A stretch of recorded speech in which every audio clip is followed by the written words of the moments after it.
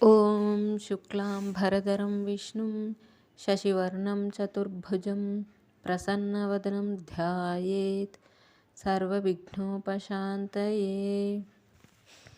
ఓం సరస్వతీ నమస్తుభ్యం వరదే కామరూపిణి విద్యారంభం కరిష్యామి సిద్ధిర్భవతు మే సదా. ఓం గురుర్బ్రహ్మా గురుర్విష్ణుః గురుర్దేవో మహేశ్వరః గురుః సాక్షాత్ పరబ్రహ్మ తస్మై శ్రీ గురవే నమః. మనం యోగ వాసిష్టము అనే గ్రంథంలోని విషయాలను తెలుసుకుంటున్నాము. ప్రస్తుతం ఉత్పత్తి ప్రకరణంలో 3వ భాగంలో లీలా సరస్వతీదేవిల సంభాషణని వశిష్ఠ మహర్షి శ్రీరామచంద్రుడికి దృష్టాంతంగా తెలియజేస్తూ తన యొక్క ప్రశ్నలకి సమాధానం చెప్పడం చూస్తున్నాము. ప్రస్తుతం మనం 21వ అంశం బ్రహ్మాండంలో చమత్కారం అనే విషయాన్ని గురించి తెలుసుకోబోతున్నాము. శ్రీ వశిష్ఠ మహర్షి: ఈ జగత్తులో అనబడినవన్నీ చిదాకాశం కంటే వేరు కాదు, కానీ అజ్ఞానుల దృష్టికి స్వకల్పన కారణంగా అట్లు పదార్థ జాలానుభవంలో ప్రాప్తిస్తున్నాయి. వారి అనుభవంను దృష్టిలో పెట్టుకొని ఇదంతా చెప్పాను. అజ్ఞానం చేతనే ఈ జగత్తులు ఉత్పన్నమై నశిస్తున్నాయి. దీనికి మనకు దృష్టాంతము బాలుని చిత్తం యొక్క కల్పన వ్యవహారమే. ఆట బొమ్మలలో ఇది పెళ్లి కూతురు, ఇది పెళ్లి కొడుకు వంటి వివాహాది కల్పనలన్నీ కల్పించి బాలుడు అదంతా వాస్తవం వలె క్రీడించుచున్నాడు కదా. ఈ బ్రహ్మాండంలో సృష్టి స్థితి లయలు కూడా అట్టివే. అవి కల్పన యందే ఉద్భవించి కల్పన చేతనే నశిస్తున్నాయి. శ్రీరాముడు: హే మహర్షి, ఈ ఊర్ధ్వ అధో తిరియక్ కల్పనలు, ఈ బ్రహ్మాండములు ఎక్కడి నుండి వస్తున్నాయి? ఇవన్నీ అధిష్టానమగు బ్రహ్మం నందు స్వతహాగా ఉన్నవి కావు కదా. కానీ బ్రహ్మాండంలోకి ఈ పైన క్రింద వెనుక ముందు కల్పనలు వచ్చి పడుచున్నాయి. ఈ బ్రహ్మాండముల గురించి మరికొంత వివరించండి. శ్రీ వశిష్ఠ మహర్షి: రేచీకటి దోషం ఉన్న కన్నులు కలవానికి ఆకాశంలో జడలు కనిపిస్తాయి. చూచావా? అవిద్యయందు ఉన్న వానికి నాశరహితమగు పరబ్రహ్మం నందు ఈ బ్రహ్మాండములన్నీ అగుపిస్తున్నాయి. పదార్థములన్నీ ఈశ్వరేచ్ఛను అనుసరించే ప్రవర్తిస్తున్నాయి. అంతేకాని వాటికి ఎట్టి స్వాతంత్రం లేదు. ఈ మన బ్రహ్మాండంలో పార్థివ భాగం క్రిందకు ఆకాశం పైన ఉన్నాయి. జ్యోతిచక్రమును దర్శించినట్టి మహాపండితులు ఈ బ్రహ్మాండము ఆకాశంలో ఉన్నట్టి మట్టి ముద్ద వంటిది. దశదిక్కులు దీని కాళ్ళు వంటివి. ఒక చీమ యొక్క దేహం వలె దీని క్రింది భాగంలో భూమండలం ఉన్నది అని వర్ణిస్తారు. కొన్ని బ్రహ్మాండ భూములలో మనుష్యులు లేరు, చెట్టు పుట్టలు మాత్రమే ఉన్నాయి. వాటిలో ఆకాశ భాగంలో మాత్రం దేవతలు కిన్నెరలు ఉన్నారు.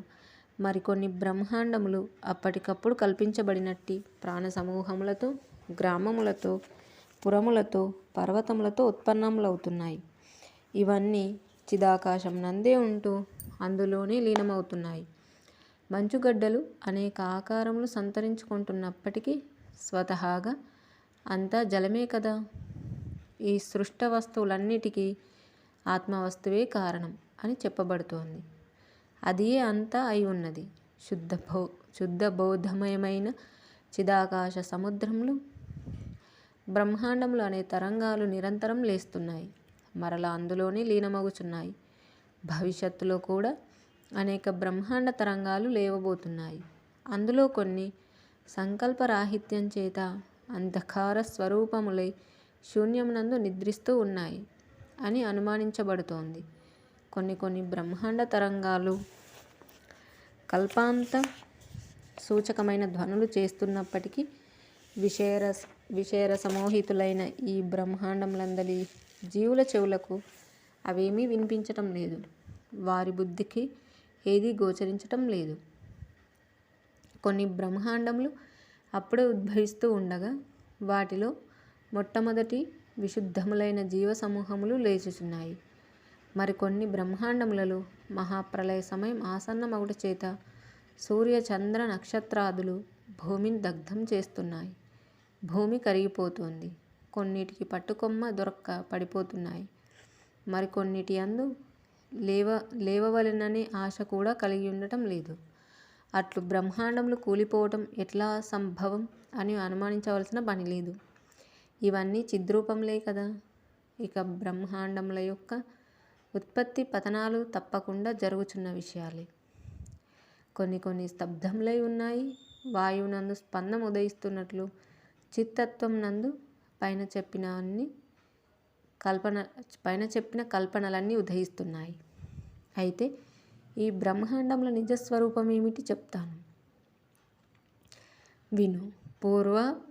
పూర్వ జన్మలందు ఆచరించబడిన జ్ఞానకర్మాదుల అనుష్ఠానం చేత ఒకానొక ద్రష్ట సంకల్ప మాత్రం చేత సృష్టిని నిర్మించగల సామర్థ్యం పొందుచున్నాడు. అట్లు ప్రజాపతి అయినట్టి ఒకానొకనిచే ఈ బ్రహ్మాండములు నిర్మించబడుచున్నాయి. తత్కారణంగా ఈ కల్పమున ఉన్న సృష్టికి ముందు రాబోయే కల్పములందు ఏర్పడబోయే సృష్టులకు భేదం ఉంటే ఉండవచ్చు. ఈ విషయం శాస్త్రాలు కూడా అంగీకరిస్తున్నాయి.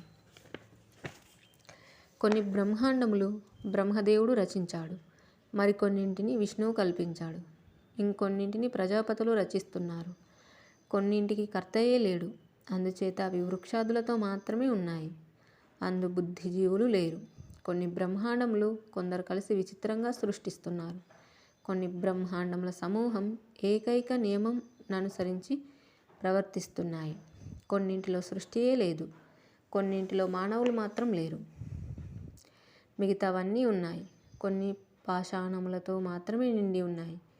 కొన్నింటి నిండా క్రిములు మాత్రమే ఉన్నాయి. కొన్ని కేవలం దేవతలతోనూ, మరికొన్ని కేవలం మనుషులతోనూ, ఇంకొన్ని ఈ రెండింటితోనూ నిండి ఉన్నాయి. కొన్ని చోట్ల చలనము లేని జంతువులు మాత్రం ఉన్నాయి. ఓ రాఘవ, ఇట్టివే అయిన సృష్టులతో నిండిన బ్రహ్మాండములు ఇంకా అనేకం ఉన్నాయి. వాటి వ్యవహారాదులు యోగుల ఊహలకు కూడా అందనంతటివి. అవన్నీ శూన్యం నందే ఉండి మహాకాశ స్వరూపమై వ్యవహరిస్తున్నాయి. విష్ణువు మొదలైన దేవతలు కూడా తమ జీవితమంతా వెచ్చించినప్పటికీ వాటి పరిణామం తెలియజాలరు. ఆభరణములలో రత్నములు పొదగబడినట్లు ఈ బ్రహ్మాండములలో భూతాకర్షణ శక్తి ఉన్నది. అందుచేతనే అవి జలము, జీవులు మొదలైన వాటిని కోల్పోకుండా ఉన్నాయి. ఓ మహామతి, ఈ జగత్తుల విషయం నా దృష్టి పథంలో ఉన్నంత వరకు ఇక్కడ మనకు అవసరమైనంత వరకు వర్ణించాను. వాస్తవానికి వాటినన్నింటినీ వర్ణించి నేను చెప్పలేను. ఎన్ని లక్షల కోట్ల బ్రహ్మాండములు ఎన్నెన్ని విభేదములతో ఉన్నాయో అదంతా భాషకు భావానికి అందదని మాత్రం మనం ఇక్కడ చెప్పుకోవచ్చు. జై శ్రీరామ్. ఈ విధంగా మనకి బ్రహ్మాండముల యొక్క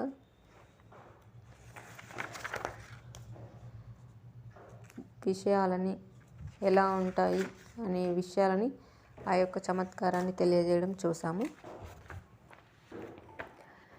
బ్రహ్మాండాలు ఇన్ని అని చెప్పడానికి కూడా లేదు. అంటే ఒక్కొక్కరి ఆలోచన నుండి వారి యొక్క లోకాలు సృష్టి అవుతాయి అనేటువంటి విషయం మనం ఇంతవరకు చదువుకొని ఉన్నాము. ఆ విధంగా బ్రహ్మాండాలు కోట్ల కొలదిగా ఉన్నాయి. వర్ణించి చెప్పడానికి నాకు కూడా వీలు లేనంతగా ఉన్నాయి అనే విషయాన్ని ఇక్కడ తెలియజేశారు. తర్వాత 22 విధురథుని యుద్ధ విన్యాసం.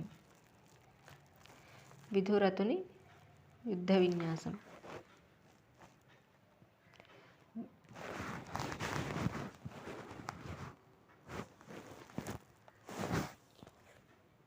విధురథుని యుద్ధ విన్యాసం.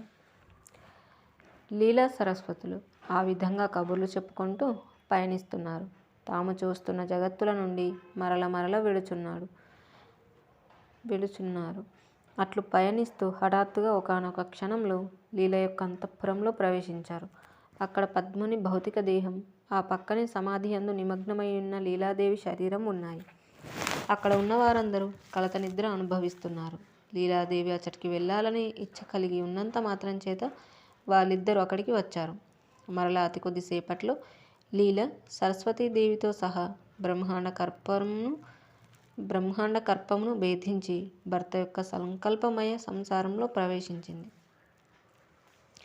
ఆ సమయంలో సింధురాజు తన సర్వ సైన్యముతో సహా విదూరథుని రాజ్యంపై దండెత్తి ఉన్నాడు. అని క్రితం ఉపాధిచే లీలాదేవి భర్త పద్ముడు విదూరథుడు. ఇప్పుడు అక్కడ గొప్ప యుద్ధం జరుగుతోంది. భూత పిశాచ రాక్షస గణములు రక్త మాంస పిపాసతో యథేచ్ఛగా యుద్ధభూమిలో సంచరిస్తున్నాయి. మునులు ఆ భయంకర యుద్ధం చూచి లోకశాంతి కొరకు దేవస్థవం పఠిస్తున్నారు. ఎందరో వీరులు నేల కూలుచున్నారు. శ్రీరాముడు: ఓ వశిష్ఠ మహర్షి, ఎట్టి భటుడిని వీరుడు అని అంటాం? ఎట్టివారు వీరస్వర్గమునకు అర్హులవుతారు?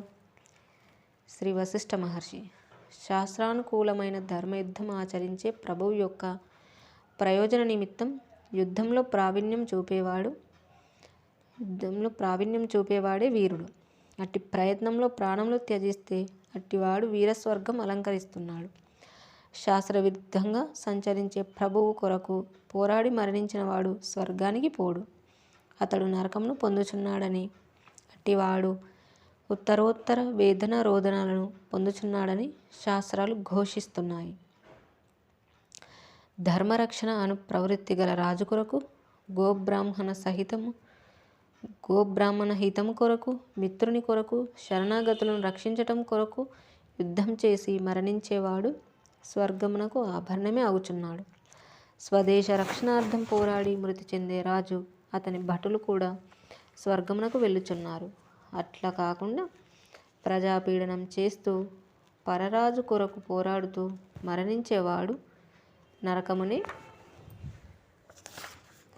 పొందుచున్నాడు. ఒకడు రాజు కావచ్చు, మరెవరైనా కావచ్చు, శాస్త్రవిరుద్ధంగా ఆచరించు వాని కొరకు పోరాడి మృతి చెందితే నరక పతనం నిశ్చయం. అధర్మ యుద్ధమత్తులై ప్రాణులను చంపి పాపమే మూట కట్టుకుంటున్నారని నేను గుర్తు చేస్తున్నాను. శూరుడు ఎటువైపు ఏ స్థితిలో యుద్ధం చేసి మరణించినా స్వర్గమే చేరుకుంటాడు అను ఒక అభిప్రాయం లోకంలో ప్రచారంలో ఉన్నది. కానీ శాస్త్ర ప్రవచనం ప్రకారం ధర్మయుద్ధం ఉనరించిన వాడు మాత్రమే స్వర్గం చేరుతాడు అని చెప్పబడుతోంది. సదాచార పరాయణులగు వారిని రక్షించడానికి యుద్ధం చేసేవారే శూరులు. ఇక తక్కిన వారు చేస్తున్నది బాలుర పోట్లాట వంటిది మాత్రమే. ఆకాశమున సంచరించు దేవతా స్త్రీలు ధర్మయుద్ధం చేసే శూరులను ఆహ్వానించి గౌరవించటానికి ఉత్కంఠతో సిద్ధంగా ఉంటారు. ఆ యుద్ధ ప్రదేశంలోని ఆకాశం దేవతా స్త్రీలతో, దేవతా విమానములతో ఉత్సవ స్థానం వలె శోభిల్లుతోంది. ఇరువైపు రాజులు యుద్ధరచనలో తలమునకలై ఉన్నారు.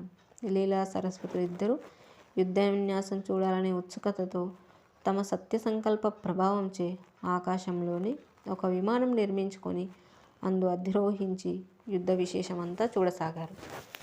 ఇరువైపులా మత్స్య మకర వ్యూహాలు రచించబడ్డాయి. ఆయుధాల తలతల మెరుపులు, భీకర శబ్దాలు ఆకాశాన్ని అంటుతున్నాయి. లీలాదేవి తన భర్త యొక్క సైన్యం హింసించబడటం చూచి ఓర్చుకోలేక, నేను కూడా యుద్ధం చేస్తే ఎంత బాగు అనుకుంటూ ఉద్వేగపడుతుంటే, విమానంలో ఆ ప్రక్కనే ఆసీనురాలైన సరస్వతీదేవి గంభీరంగా చిరునవ్వు చిలికిస్తూ తన భక్తురాలిపై చేయి వేసి ఉంచుతూనే యుద్ధం వైపు దృష్టి సారిస్తోంది.